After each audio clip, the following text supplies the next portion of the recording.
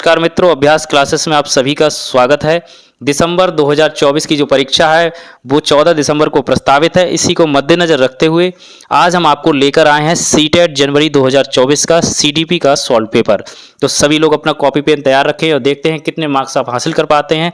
इसमें मैं बहुत सारी चीज़ें आपको डिस्क्राइब भी करूँगा जिससे आगामी परीक्षाओं में उसके लिए आपको बहुत मदद मिलेगी। तो चलिए शुरू करते हैं बिना किसी देरी किए हुए। बढ़ते हैं क्वेश्चन नंबर 1 पर। प्रश्न नंबर 1 कह रहा है निम्नलिखित में से किसे रचनात्मक मूल्यांकन नहीं माना जाएगा। इस बात को समझने की सबसे पहले आपको यह समझना है कि रचनात्मक मूल्यांकन यहाँ पे क्या होता है। रचनात्मक मूल्यांकन होता क्या है, जिसको आप इंग्लिश में कहते हैं फॉर्मेटिव असेसमेंट। देखिए, जो मूल्यांकन नियमित हो, अनौपचारिक रूप से हो और जिसका मेन जो पर्पस होता है वो होता है कि छात्र की समझ और जो हम शिक्षण कार्य कर रहे हैं उसके बीच कितना गैप है, उस गैप तो नहीं हो रहा, अगर हो रहा है तो क्यों हो रहा है, उस तरह का मूल्यांकन जो कि नियमित चलता है, अनौपचारिक रूप से चलता है, कोई निश्चित मापदंड इसका नहीं होता है। तो अब इसके पढ़ लेते हैं हम लोग ऑप्शंस। पहला ऑप्शन है एक आकलन एक छात्र के सीखने में गलत धारणाओं की पहचान करने के लिए प्रयोग किया जाता है। ये बात ठीक है। दूसरा है छात्रों के पूर्व ज्ञान को निर्धारित करने के लिए एक नई अवधारणा की शुरुआत में दिया गया आकलन है। ये भी ठीक है। छात्रों और शिक्षकों की अग्रगामी प्रतिपुष्टि प्रदान करने के लिए, यहाँ पे जो बात कर रहे हैं फीडबैक की बात कर रहे हैं, कक्षा के दौरान दिया गया मूल्यांकन है। ठीक बात है। चौथा है एक मूल्यांकन कार्य जो मानदंड के एक मानक पैमाने के अनुसार छात्रों की तुलना करने में सहायक होता है। तो मैं आपको पहले ही बता चुका हूँ, इसमें हम एक निश्चित मानदंड को फॉलो नहीं करते हैं, इसलिए सही आंसर हो गया ऑप्शन नंबर 4। बढ़ते हैं प्रश्न नंबर 2 पर। हार्वर्ड गार्डनर के बहुबुद्धि सिद्धांत के अनुसार निम्नलिखित में से कौन सा सेट बुद्धि और उसके संबंधित विशेषताओं के सही मेल का प्रतिनिधित्व करता है। आपको पता है हार्वर्ड गार्डनर ने बहुबुद्धि सिद्धांत दिया और इसमें 8 प्रकार के जो सेट बनाया, उसमें 8 प्रकार की बुद्धि की बात की उन्होंने। मैं आपको जल्दी से रिवाइज करा दे रहा हूँ। नंबर 1 पे आपकी शारीरिक गतिक, जिसके अंतर्गत आपकी रहती है जैसे खेल या खिलाड़ी। नंबर 2 होता है संगीत लयबद्ध, इसमें आप तरह से एक गाना है, नाचना है, ये सब संगीत और लयबद्ध में आता है। नंबर 3 पे आता है तार्किक गणितीय, जिसमें वैज्ञानिक हैं, गणित के विशेषज्ञ हैं। इसके अलावा नंबर 4 जो आपका है वो है भाषा विज्ञान और नंबर 5 पे है शाब्दिक भाषा विज्ञान। नंबर 4 पे है शाब्दिक भाषा विज्ञान, जिसके अंतर्गत कवि और इस तरह के लोग आते हैं। इसके अलावा नंबर 5 पे अंतर्वैयक्तिक जो होती है उसमें शिक्षक वगैरह आते हैं। इसके अलावा अंतः व्यक्तित्व जो होता है उसमें मनोवैज्ञानिक आते हैं, अंतः व्यक्तिगत उसमें मनोवैज्ञानिक आते हैं। नंबर 7 पे है दृश्य स्थानिक, जिसमें कलाकार आते हैं या फोटोग्राफर आते हैं। नंबर 8 पे आता है प्राकृतिक रूप से, जिसमें किसान है, माली है, इस तरह के लोग आते हैं। तो हम इस क्वेश्चन को समझते हैं। सबसे पहला ऑप्शन पढ़ लेते हैं। इसमें दिया है स्थानिक प्राकृतिक वातावरण की सराहना करने के कौशल, जो कि करत है, ये रिलेटेड है आपके प्राकृतिक वाले से, क्योंकि ये कार्य कौन करता है, किसान और माली, जिसकी मैं चर्चा कर चुका हूँ। अगला है आपका अंतवैयक्तिक, दूसरों को समझने और उनके संबंध स्थापित करने की कौशल, जो कि नहीं है, ये एक तरह से व्यक्तिगत वाले लोग होते हैं, तो इसमें दूसरा कोई इन्वॉल्व नहीं होता है। तो ये मैं पहले आपको बताया था मैंने, ये रिलेटेड होते हैं आपके मनोवैज्ञानिक या इस तरह के लोग। नंबर 3 है तार्किक गणितीय, जिसमें कि आपकी गणित से रिलेटेड जो चीज़ें होंगी। इसमें दिया है नृत्य या क्रीड़ा संबंधी क्षमता है, जो कि ये भी गलत हो गया यहाँ पे ऑप्शन आपका, तीनों गलत हो गए, तो लास्ट वाला ही सही होगा। नंबर 4 संगीतमय प्रदर्शन या रचना करने के कौशल, इस बिल्कुल सही है, प्रदर्शन करना या रचना करने के कौशल, किस में आएगा, संगीतमय आ गया। बढ़ते हैं प्रश्न नंबर 3 पर। प्रश्न नंबर 3 कह रहा है अभिप्रेरणा के आरोपण सिद्धांत के अनुसार निम्नलिखित में से किससे लगातार कोशिश और बेहतर प्रदर्शन की संभावना है। अभिप्रेरणा का जो आरोपण का सिद्धांत है, इसका मतलब ये होता है कि बच्चा जो है घटनाओं की जो समझ है उसके अंदर, उसका उसके कार्यों पर कितना प्रभाव पड़ रहा है, ये आरोपण का सिद्धांत है। अच्छी घटना से उसका अगर वास्ता हो जाता है, अगर अच्छे रिजल्ट मिलते हैं तो उस तरह की घटना है फिर से अपने कार्य उस तरह के करेगा। अगर उस कोई नेगेटिव पॉइंट्स मिलेगा तो उस घटना को या उस कार्य को दोबारा करने से रोकेगा, उससे या डरेगा। तो इसी प्रकार असफलता और सफलता, यानी उस कार्य में अगर सफलता मिल गई तो अच्छी बात है, पॉजिटिव होगा, और अगर विफलता मिल गई तो दोबारा उसको करने से डरेगा। अब ऑप्शंस आपके क्लियर है। असफलता और सफलता दोनों के लिए बाहरी आरोपण है। नंबर अगला है असफलता के लिए आंतरिक आरोपण और असफलता और सफलता, पहला ऑप्शन पढ़ते हैं दोबारा से, असफलता और सफलता दोनों के लिए बाहरी आरोपण, जो कि आपका हो गया गलत। ये बिल्कुल गलत है कि सिर्फ बाहरी आरोपण की वजह से ऐसा नहीं होता है, आंतरिक भी हो सकता है। नंबर 2 है सफलता के लिए आंतरिक आरोपण और असफलता के लिए बाहरी आरोपण, ये भी गलत है। तीसरा है सफलता के लिए बाहरी आरोपण और असफलता के लिए आंतरिक आरोपण, ये भी कोई निश्चित नहीं है। नंबर 4 है असफलता और सफलता दोनों के लिए आंतरिक, ये ठीक बात है। प्रश्न नंबर 3 का सही आंसर है ऑप्शन नंबर 4। अगला प्रश्न है 4 नंबर, रस्सी कूदते समय पैर में फंसने के कारण आउट होने के बाद अरु कहती रस्सी ने जानबूझकर आउट किया। जीन पियाजे के संज्ञानात्मक विकास के सिद्धांत की किस अवस्था में बच्चे ये तर्क देते हैं? जीन पियाजे को आपको बहुत ढंग से पढ़ना है, आपको पता है 4 प्रकार की उन्होंने अवस्थाएं बताई हैं और ये चारों अवस्थाएं यहाँ की ऑप्शन में भी दे रखी हैं आपके लिए, जिसे मैं थोड़ा थोड़ा आपको रिवाज करा दे रहा हूँ। संवेदी चालक अवस्था, जिसको संवेदी गामक अवस्था भी कहते हैं, 0 से 2 वर्ष। इसका मेन वर्ड क्या है? वस्तु स्थायित्व। वस्तु स्थायित्व इसका मेन वर्ड है आपका वस्तु स्थायित्व, इससे संबंधित है ये।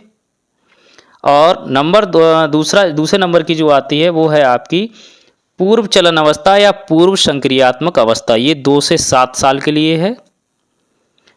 और इसमें मेनता आपको क्या मिलेगा? अहम केंद्रित होगी, मतलब बच्चा जो है अहम केंद्रित होगा, वो ये सब कुछ को अपने इर्द गिर्द समझता है, सारी चीज़ें उसके हिसाब से चलनी चाहिए, यानी वो खुद पे उसके लिए बहुत ज़्यादा अहंकार होता है। नंबर 3 पे है आपका मूर्त संक्रियात्मक अवस्था।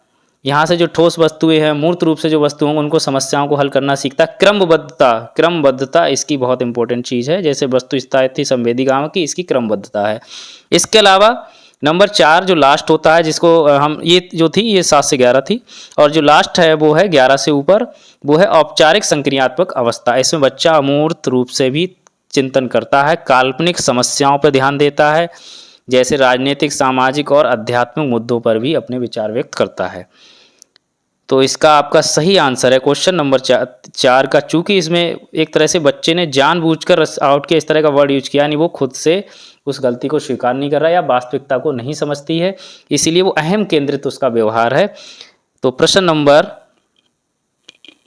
4 का सही आंसर हो गया ऑप्शन नंबर 1, पूर्व चलन अवस्था यानी पूर्व संक्रियात्मक अवस्था। बढ़ते हैं प्रश्न नंबर 5 पे। विकास के क्रम में बच्चे सूक्ष्म पेशीय कौशल से पहले सकल पेशीय कौशल विकसित करते हैं। सूक्ष्म पेशीय कौशल और सकल पेशीय कौशल, इनको आपको समझना पड़ेगा। सिंपल सी बात है, सबसे पहले बच्चा क्या करेगा? सकल पेशीय कौशल करेगा, फिर सूक्ष्म पेशीय कौशल करेगा। क्योंकि सबसे पहले शरीर के मुख्य भाग कौन से विकसित होते हैं? धड़ है, हाथ है, पैर है, ये पहले विकसित होते हैं, उसके पश्चात ही तो उनकी उंगलियां आती हैं। इसीलिए हम कहते हैं कि सबसे पहले बच्चे का जो है सकल पेशीय कौशल विकसित होते हैं, फिर सूक्ष्म कौशल।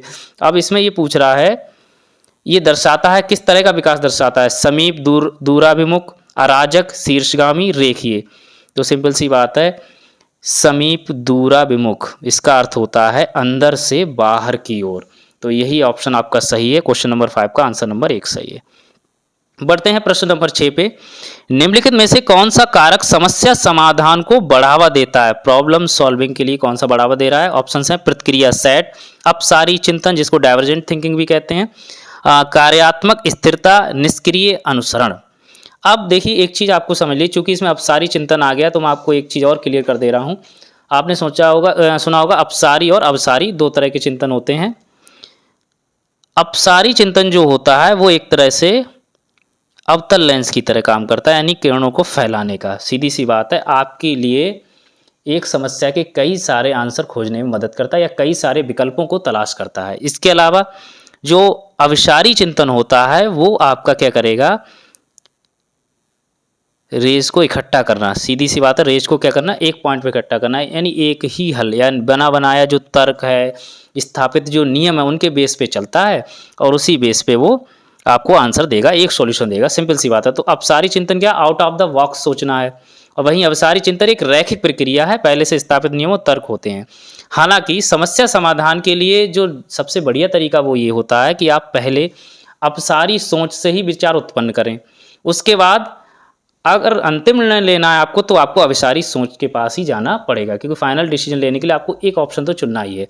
इसलिए ये समस्या समाधान में दोनों चीज़ें काम करती हैं, लेकिन मेनली जो सबसे अच्छा काम करता है वो अपसारी करता है। तो सही आंसर हो गया ऑप्शन नंबर 2, अपसारी चिंतन। बढ़ते हैं प्रश्न नंबर 7 पे, और ये आपका अभिकथन और कारण यानी असर्शन रीजन का क्वेश्चन है, और ये बहुत सारे क्वेश्चन अब आने वाले हैं सीटेट में इस तरह के, तो इस तरह की विशेष तैयारी रखें और क्वेश्चन को सही से पढ़ें। अभिकथन ये बोल रहा है, ए, बच्चों द्वारा बचपन अलग अलग संस्कृतियों में अलग अलग तरह से अनुभव किया जाता है। अब इसका रीजन उन्होंने क्या दिया है, बच्चों का विकास सार्वभौमिक है। सबसे पहले तो आपको ये जांचना है क्या दोनों स्टेटमेंट ठीक हैं, और पहले अगर ठीक हैं तब हम आगे बढ़ेंगे क्या रीजन सही है या नहीं है। पहला ऑप्शन तो आपका ठीक है, बच्चों द्वारा बचपन अलग अलग संस्कृतियों में अलग अलग तरह से अनुभव किया जाता है, बिल्कुल सही बात है। लेकिन बच्चों का विकास सार्वभौमिक है, हाँ ये ऑप्शन आपका ठीक नहीं है, क्योंकि यूनिवर्सल नहीं है। हर बच्चे का विकास एक दूसरे से इंडिविजुअल डिफरेंसेस की वजह से भिन्न होता है, अलग संस्कृति, अलग समुदाय, अलग जगह पर पैदा होता है। इस वजह से उसकी जो है परवरिश या सामाजिक विकास बाल्य अवस्था तक तो जनरली सार्वभौमिक नहीं कही जा सकती। उसके बाद कुछ चीज़ें सार्वभौमिक हो जाती हैं, जैसे किशोरावस्था आती है, फिर बुढ़ापा आता है। इस तरह के विकास को तो आप एक तरह मान सकते हो कि ये सार्वभौमिक है, लेकिन विकास की जो प्रक्रिया है वो एक तरह नहीं हो सकती। इसीलिए ऑप्शन नंबर आपका क्वेश्चन नंबर 7 का ऑप्शन नंबर 4 सही है, ए सही है, लेकिन आर गलत है। बढ़ते हैं प्रश्न नंबर 8 पर, प्राथमिक कक्षाओं में भाषा का विकास किस प्रकार संसाधित होता है। संसाधित का मतलब अगर आपको नहीं समझ में आया तो आप इंग्लिश में आपको चेक कर सकते हैं, फैसिलिटेटेड होता है, ठीक है। ऑप्शन है, जब शिक्षक मूर्त वस्तुओं के बजाय संकेतों प्रतीकों से शुरू करते हैं। ये तो यहीं पे गलत हो गया, क्योंकि प्राथमिक कक्षाएं यहाँ पे हमें ज़्यादातर कार्य जो शिक्षण कार्य करना है वो मूर्त से अमूर्त की ओर ले जाना है, तो पहले मूर्त वस्तुओं पे ज़्यादा कार्य करना है। दूसरा है, जब शिक्षक अमूर्त अवधारणाओं को संदर्भित करने के लिए ठोस उदाहरणों का उपयोग करते हैं। ये बिल्कुल बात सही है। इसके अलावा अगर कोई बेस्ट ऑप्शन है वो भी देख लेते हैं। जब शिक्षक औपचारिक भाषा के प्रयोग पर जोर देते हैं, उसे लागू करते नहीं, ये बिल्कुल गलत है। हमें प्राथमिक स्तर पे अनौपचारिक भाषा, मातृभाषा और सारी भाषाओं में उनके साथ बात करके सिखाना है, टीचिंग लर्निंग को आगे बढ़ाना है। क्वेश्चन नंबर 4 है, जब ऑप्शन नंबर 4 है, जब शिक्षक बच्चों की मातृभाषा की अवहेलना उपेक्षा करते हैं, ये भी गलत है। तो ऑप्शन नंबर दूसरा ही सही है, क्वेश्चन नंबर 8 का ऑप्शन नंबर 2।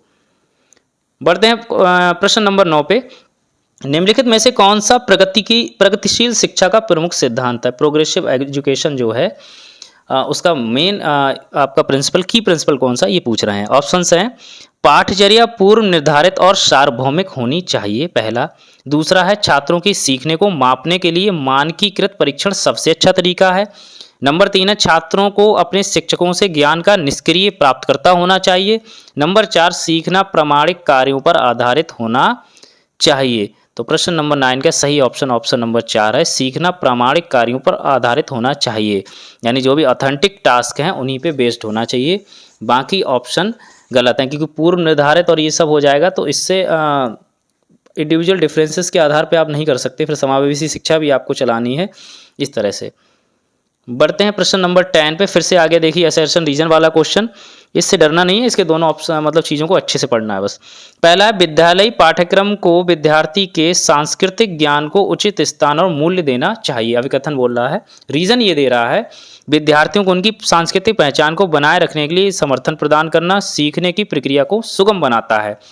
तो क्वेश्चन नंबर 10 में जहाँ तक आपको लग रहा है कि ये दोनों ठीक है, कि विद्यालय पाठ्यक्रम को विद्यार्थी के सांस्कृतिक ज्ञान को उचित स्थान और मूल्य देना चाहिए, बिल्कुल सही बात है, क्योंकि इसके माध्यम से हम क्या करते हैं, जो सीखने की प्रक्रिया को और सुगम बनाते हैं, और हमारा उद्देश्य भी यही है। तो दोनों बातें ठीक हैं और सही व्याख्या भी है, इसलिए प्रश्न नंबर 10 का ऑप्शन नंबर 2 सही है।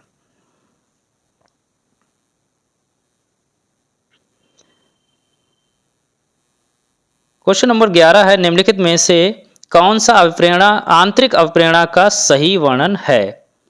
आपको पता है दो तरह की अभिप्रेरणा होती है, एक आंतरिक और एक बाह्य। बाह्य में आपके पुरस्कार और दंड इस तरह से दिया जाता है, और आंतरिक अभिप्रेरणा जो आपके मन की होता है, मन से आती है, अंतरात्मा से आती है, ये कह सकते हैं।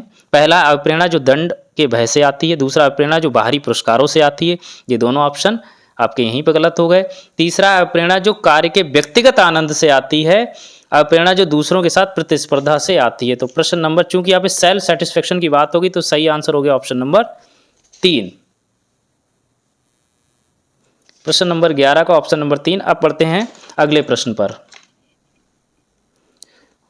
प्रश्न नंबर 12 कह रहा है, निम्नलिखित में से कौन सा कथन अधिगम के बारे में सही नहीं है। अधिगम एक प्रक्रिया नहीं अपितु एक उत्पाद है। पहला ऑप्शन आपको यहीं पे डॉट हो जाना चाहिए कि हम हमेशा से पढ़ते आ रहे हैं अधिगम एक प्रक्रिया है, लर्निंग इज ए प्रोसेस। तो इसमें ये बोलना है उत्पाद यानी प्रोडक्ट है, तो ये नहीं है। हालांकि मनोवृत्ति है, भय है, हाव भाव है, या जो भी गत्यात्मक कौशल हैं, भाषाई कौशल हैं, ये सब अधिगम के उत्पाद हैं, लेकिन वे स्वयं अधिगम नहीं है। तो यहाँ पे ये आपका सही हो गया पहला ही ऑप्शन, बाकी ऑप्शंस को पढ़ने की जरूरत भी नहीं पड़ी। बढ़ते हैं प्रश्न नंबर 13 पर। समीपस्थ सिद्धांत कहता है कि शैशवावस्था में, आपको पता है समीपस्थ सिद्धांत यानी ZPD जो है वो किसने दिया था, लेव वाइगोत्स्की ने। उसी के बेस पर उन्होंने पूछा है शैशवावस्था में ऐसा क्या होता है इस सिद्धांत के अनुसार। ऑप्शंस पढ़ते हैं पहले। सूक्ष्म गतिक कौशल के विकास के साथ शारीरिक विकास तेजी से होता है। अंग हाथों और पैरों की तुलना में तेजी से बढ़ते रहते हैं। विकास सिर से पांव तक होता है। नंबर 4 है भाषा का विकास तेजी से होता है क्योंकि वह विकास के लिए संवेदनशील अवधि है। शैशवावस्था में आपको पता है जो ऑर्गन या कहते हैं लिम्स जो होते हैं हाथ और पैरों की तुलना में तेजी से बढ़ते रहते हैं। तो प्रश्न नंबर आपका जो है 13 का सही ऑप्शन हो गया ऑप्शन नंबर 2, सही आंसर हो गया ऑप्शन नंबर 2। बढ़ते हैं प्रश्न नंबर 14 पे। निम्नलिखित में से उपयोगी प्रतिपुष्टि की एक विशेषता है। फीडबैक, यहाँ पे याद रखिए प्रतिपुष्टि मतलब फीडबैक, इसको बिल्कुल कंफ्यूज नहीं होना है। यह सामयिक और विशिष्ट होती है। यह केवल कार्य के अंत में दी जाती है। ऑप्शन अगला है यह व्यापक और सामान्य होती है। यह केवल परिणामों पर केंद्रित होती है। तो आपका जो है प्रश्न नंबर जो 14 है इसका सही आंसर ऑप्शन नंबर 1 है। यह सामयिक और विशिष्ट होती है, टाइमली एंड स्पेसिफिक। यहाँ से आप पढ़ सकते हैं। देखिए इंग्लिश वर्जन भी काफ़ी आपके लिए इंपॉर्टेंट रोल अदा करता है। यहाँ पे क्लिष्ट हिंदी आती है, कुछ लोग गलत कर लेते हैं, समझ नहीं पाते हैं, तो एक बार इंग्लिश वर्जन जरूर देख लें। बढ़ते हैं प्रश्न नंबर 15 पे। निम्नलिखित में से पठन वैकल्य की एक विशिष्ट विशेषता है। कुछ लोग यहीं कंफ्यूज हो जाएंगे, पठन वैकल्य यानी डिसलेक्सिया। इंग्लिश वर्जन देख लीजिए, डिसलेक्सिया में कौन सी विशेषता है। डिसलेक्सिया के बारे में आपको पता ही है कि जो भी पठन विकार है ये होता है, और इससे रिलेटेड जो भी कौशल हैं पठन से रिलेटेड वो भी इस पे उन पर भी इनका प्रभाव पड़ जाता है। पहला है स्थानिक समझ जानकारी में कठिनाई। दूसरा है रचनात्मक समस्या समाधान में कठिनाई। तीसरा है ध्वन्यात्मक प्रसंस्करण में कठिनाई। नंबर 4 है शारीरिक समन्वय में कठिनाई। ये फोनोलॉजिकल जो प्रोसेसिंग होती है, ध्वन्यात्मक प्रसंस्करण, ये रिलेटेड है आपके पठन से यानी उच्चारण से ही रिलेटेड है। तो सीधी सी बात है क्वेश्चन नंबर 15 का सही आंसर हो गया ऑप्शन नंबर 3। प्रश्न नंबर 16 है कोहल वर्ग के नैतिक सिद्धांत के अनुसार किस स्तर पर बच्चे आत्म केंद्रित होते हैं और किसी कार्य को करने में अपना ही लाभ देखते हैं, यानी व्यक्तिगत लाभ किसमें देखते हैं। अब देखिए कोहल वर्ग को आपको पता होना चाहिए, टोटल आपके 3 स्तर हैं और 6 चरण हैं। पहला जो आपका मैं आपको एक बार रिवाइज करा दे रहा हूँ। पहला जो स्तर है वो है पूर्व परंपरागत नैतिकता वाला, जिसमें आपको 4 से 10 साल की उम्र होगी। इसके 2 चरण हैं, पहला आज्ञाकारिता और सजा, दूसरा है बाह्य उद्देश्य और अभिन्यास। ऐसी आपका जब दूसरा चरण आता है उसमें आपका आता है 10 से 13 साल की उम्र। उसमें क्या होते हैं तीसरा और चौथा चरण, जिसको कहते हैं अच्छा लड़का अच्छी लड़की अभिन्यास, और चौथा सामाजिक व्यवस्था को बनाए रखना। इसके अलावा नंबर तीसरा जो आपका स्तर है उसमें उत्तर परंपरागत नैतिकता होती है, जो कि 13 से 16 साल होती है।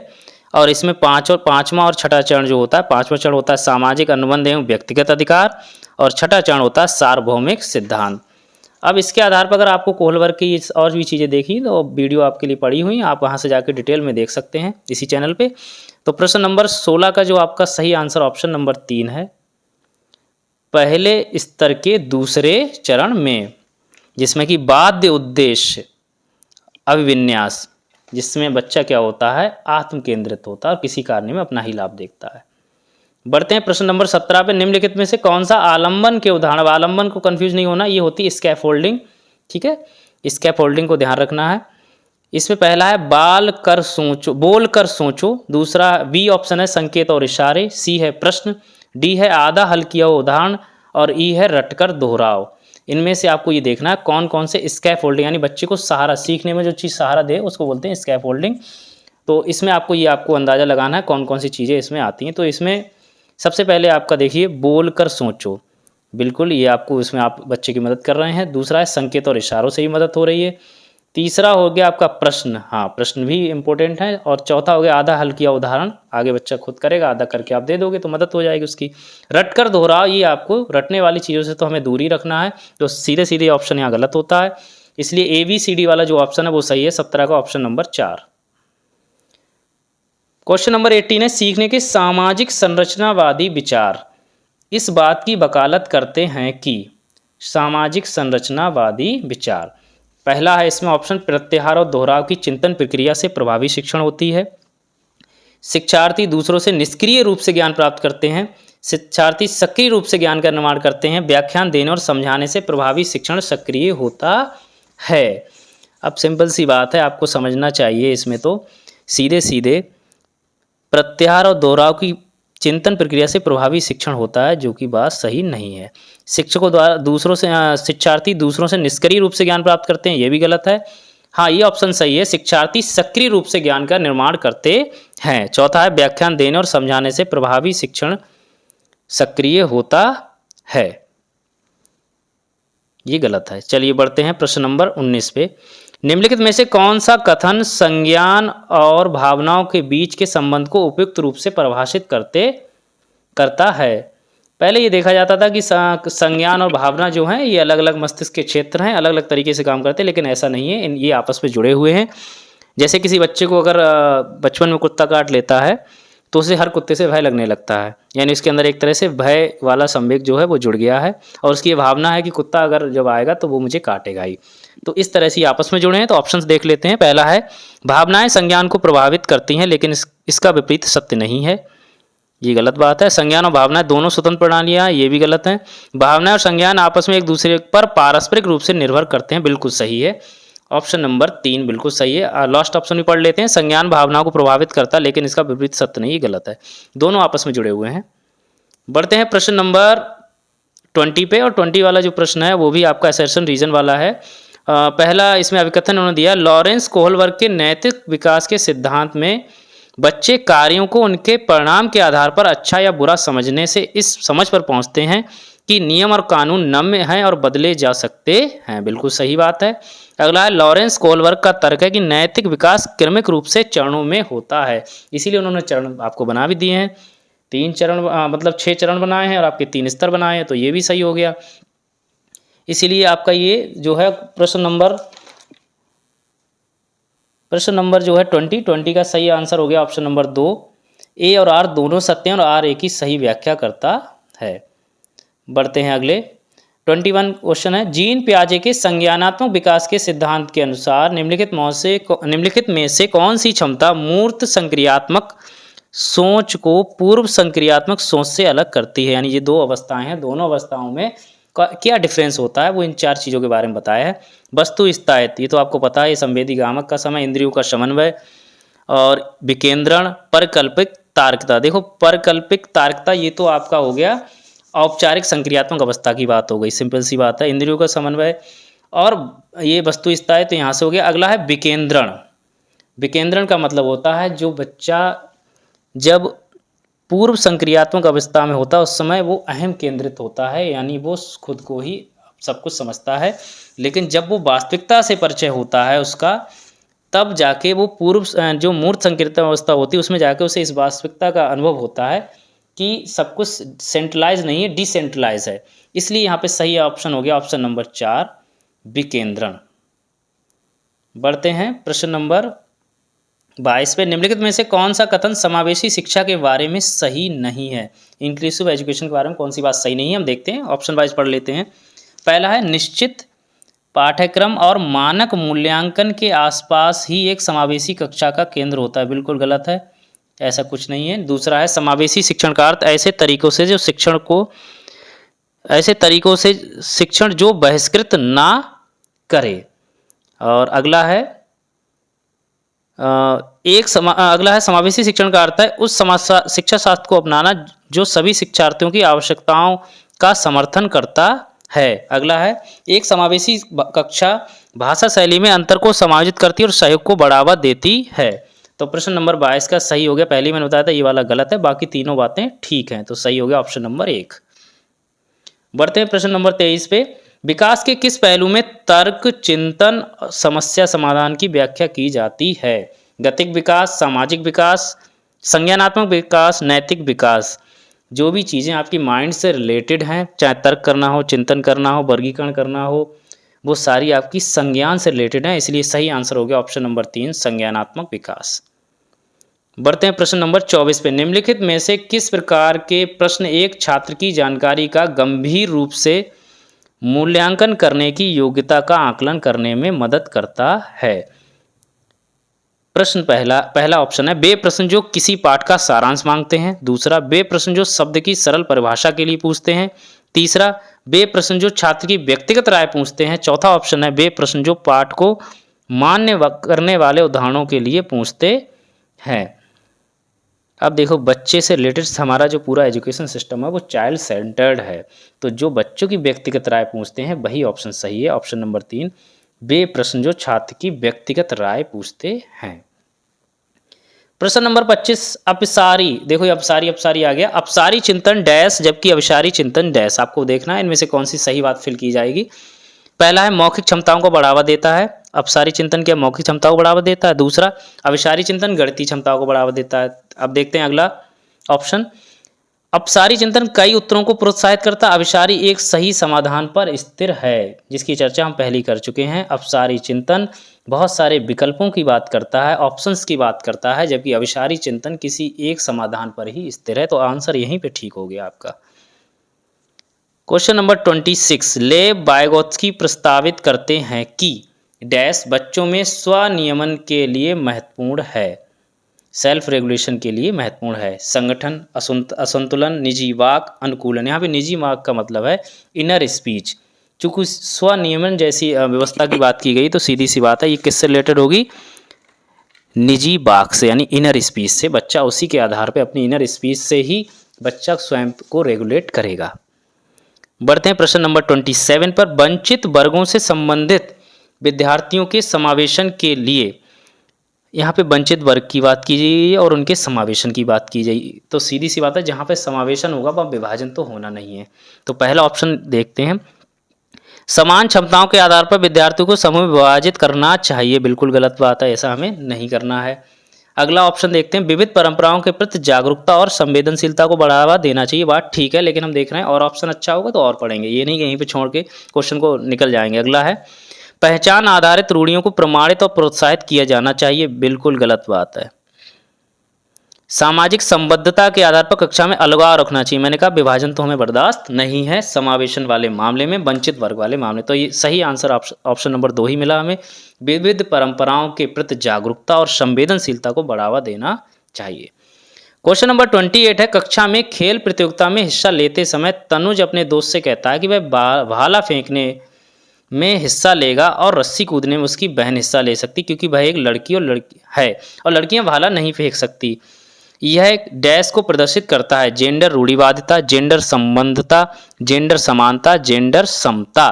तो प्रश्न नंबर 28, इसको तो आपको तुरंत लॉक कर दिया होगा मुझे उम्मीद है, जेंडर रूढ़िवादिता, क्योंकि ये स्टीरियोटाइप वाला ये उदाहरण है कि आप ये कह रहे हैं कि लड़की ऐसा कर सकती है, लड़का ऐसा कर सकता है नहीं कर सकता है। तो इसमें ना तो जेंडर संबद्धता है, ना समता है, ना समानता है। बढ़ते हैं प्रश्न नंबर 29, बाध्यता। बाध्यता का मतलब होता है इम्पेयरमेंट। डैश स्थिति है जबकि अक्षमता एक डैश स्थिति है, यानी एक इम्पेयरमेंट होता है, एक डिसेबिलिटी होती है।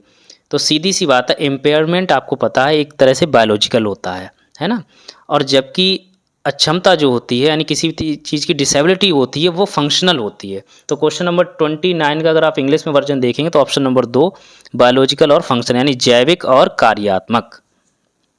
बढ़ते हैं प्रश्न नंबर 30, लास्ट क्वेश्चन है आपका ये। शिक्षार्थी सेशन रीजन है, ए है, शिक्षार्थी जो पहले से जानते हैं उसके आधार पर अपने ज्ञान का निर्माण करते हैं। बिल्कुल सही बात है ये। दूसरा है पैटर्न, यानी रीजन है इसका, पैटर्न ढूंढना और पिछले ज्ञान के साथ जुड़ाव बनाने में शिक्षार्थियों की जानकारी को सार्थक रूप से संसाधित करने में मदद मिलती है। पैटर्न ढूंढना और पिछले ज्ञान से, देखो यहाँ भी पिछले ज्ञान की बात की गई, यहाँ भी पिछले ज्ञान की बात की गई है। जो पहले से जानते हैं तो सीधी सी बात, दोनों एक दूसरे से इंटरलिंक भी हैं और बात भी इनकी बिल्कुल सही है। तो ऑप्शन नंबर आपका हो गया दो सही, ए और आर दोनों सही है, ए आर की सही व्याख्या करते हैं। बहुत बहुत धन्यवाद आपका ये वीडियो एंड तक देखने के लिए। चैनल को सब्सक्राइब करें। अगर ऐसी वीडियो आप और चाहते हैं तो हमें कमेंट करें, हम आपको अन्य सब्जेक्ट की भी इसी तरह से सारे सॉल्व पेपर कराने वाले हैं। और आपकी तैयारी के लिए बहुत बहुत शुभकामनाएं।